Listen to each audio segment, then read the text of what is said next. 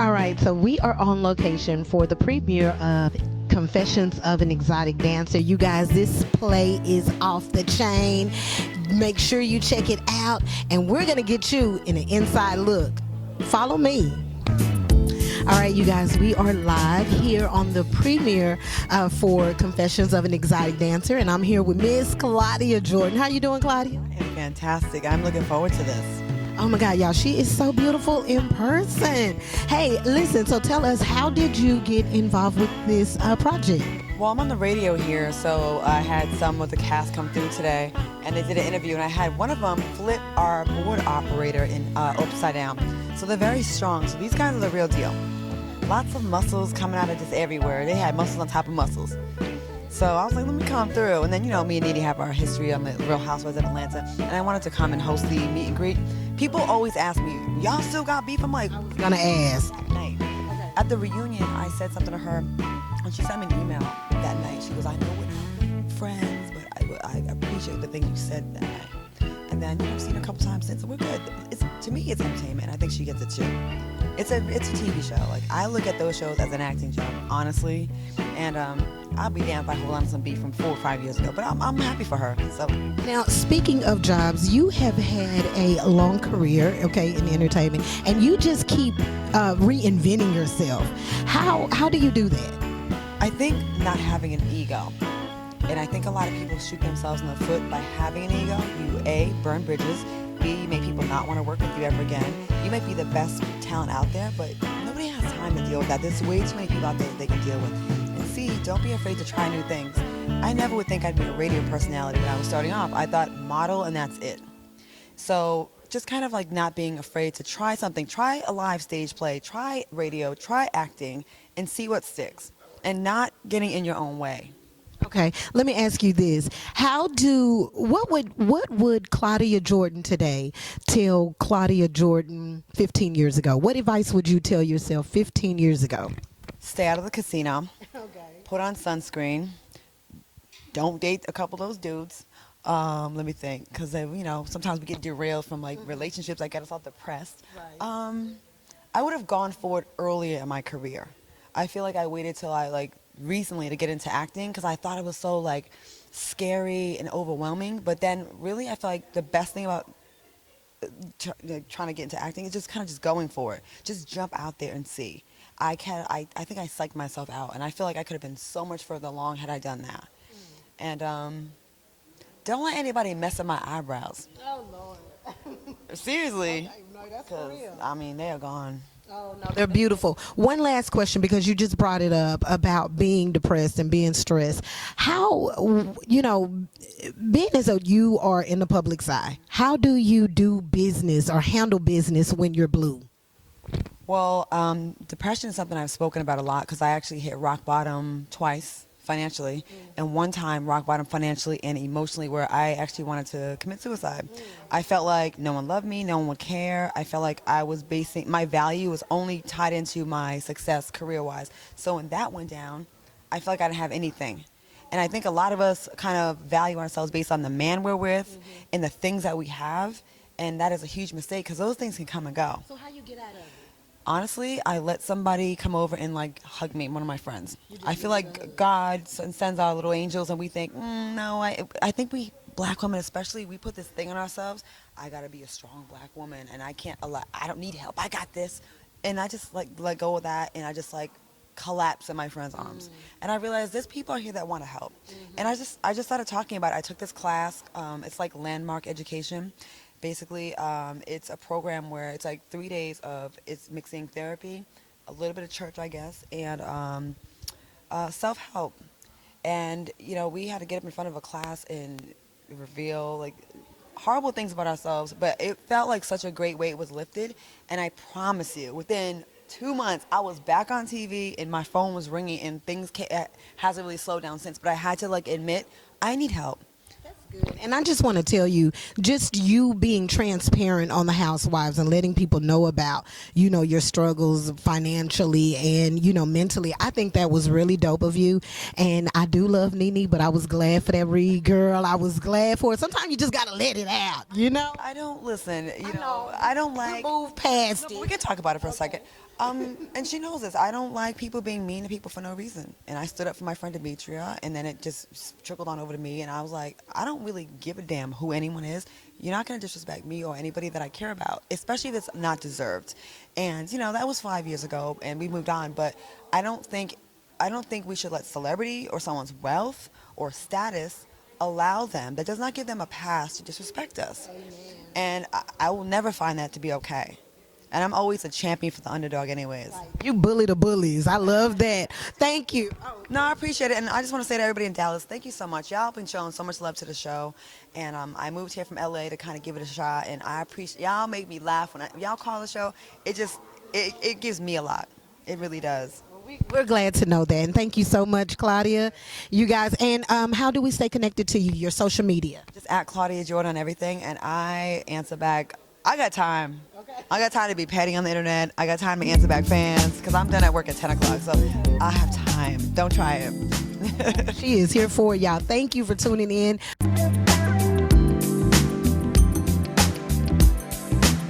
All right, you guys, we are here for Geek Plus Magazine, and I am standing here with Karan Joseph Riley. Y'all, I'm trying to keep it together and stay professional. Oh my God, Karan.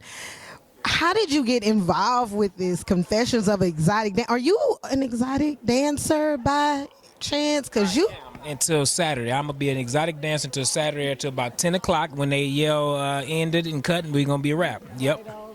How did you get in, position for this role? Like, did you have to do anything special? I met the writer and the creator of this whole show, Sherrod Rutland. We were doing Saints and Sinners this year. Hit show for Bounce TV, 7 million viewers, shameless plug. And he and I were talking at lunch, and he's like, man, I think you should play me in a play. I said, man, this sounds like some fun. So that's how I came by. It was literally me and him over lunch, and he said he wanted me to do it. I was like, cool, dog. I'm an actor. I like to act. I like to work. So let's do it. And then he called me maybe a couple months later, like, yo, it's going down. I said, all right, cool. Next thing I know, I'm here in Dallas. Okay, now we know you from Saints and Sinners, but tell us about some of the other projects that you've worked on that we may not have seen, may not know about. Ambitions is on right now. That's another hit show. 2 hit shows this year so far. I've done 3 different shows with Tyler Perry. I have a ton of Christmas movies under my belt. Okay. I used to be Mr. Marry Me for Christmas for a long time. Still kind of there, but Coins for Christmas recently. A lot of stuff. Just tons. We work. Karan, what did you think? I mean, since you said you've worked with Tyler Perry, what do you think about the new production studio? Were you there for the grand opening? Well, I was there working on Ambitions from basically November until about March while I was working. And it's epic. It's a beautiful thing for all black people to see, just us as a people seeing one man put that together, and he bleeds just like me and you. So why can't I do it? Why can't you do it? So it's a beautiful studio. One day I was driving around on it just because I had some time, and I got emotional just saying, man, a black man owns this, and that hit me in a place that just like, yeah, it's a change happening in this country, and it's time for us to all jump on it. You sister, all of us included. So, Tyler's leaving breadcrumbs. Let's follow him. That is so right about that. Now, so what were you doing before you were acting? Just playing in this little league called the NFL. Okay. Gotta help me out. Who was you playing for? Drafted by the Bears. Played most of my career with the Falcons, Washington Redskins, Toronto Argonauts. So, 7 years. So that was 7 years ago? No, that was 12 years ago now. You look young. He still look like a baby. I don't know. That's them good genes, and I drink a lot of water. Okay. So now, since you came from the NFL, you're doing something totally different. What kind of advice would Karan Joseph Riley give himself 12 years ago?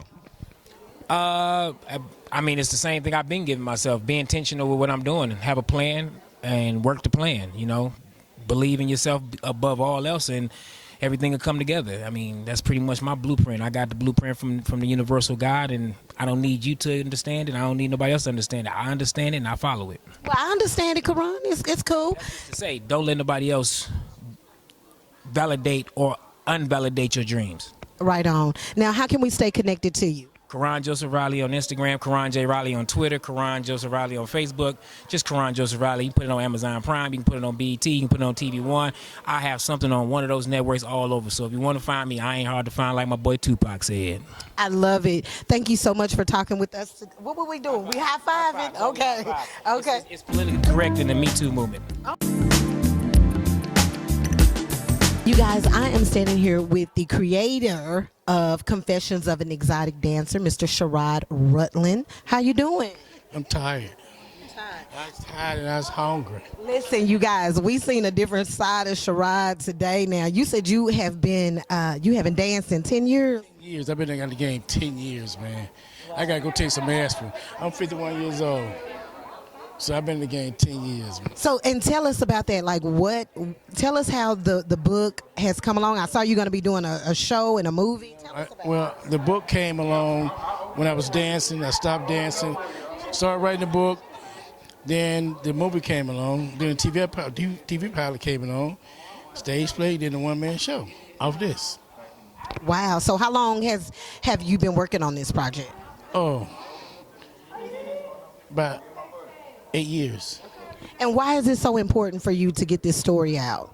Because to let people know is you have to have your purpose in life that you could be doing it. You're gonna jug that in my mouth, ain't you? No, I'm not. Hold on, I'm just yeah. You out. There you go. I want to sing a song. No. The purpose of me doing this story is to let people know that no matter what situation you're in life, that if you have a purpose and you have faith in God, no matter where you're at in life, He can pull you out and use that as a stepping stone. You know what I mean? So I'll let you hold him out. Okay, now I can hold it. He gave it back. Thank you. So what made you retire? I want to do something. I work in TV and film. Now I'm a producer. I got my own movies now. I just want to do something. I use this as a stepping stone, and I don't regret that I did it because if I didn't do it, I wouldn't be the man I am today. Right. So let me ask you this: what is a misconception of a stripper? People think all we do is just jump up and get butt naked and go dance, and that is not it. It's a whole nother world. It's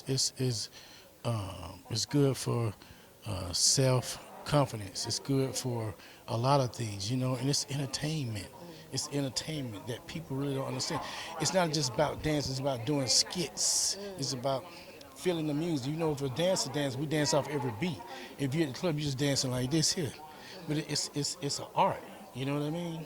We saw him feeling the music. We definitely seen that. Well, how can we stay connected with what you're doing and with you?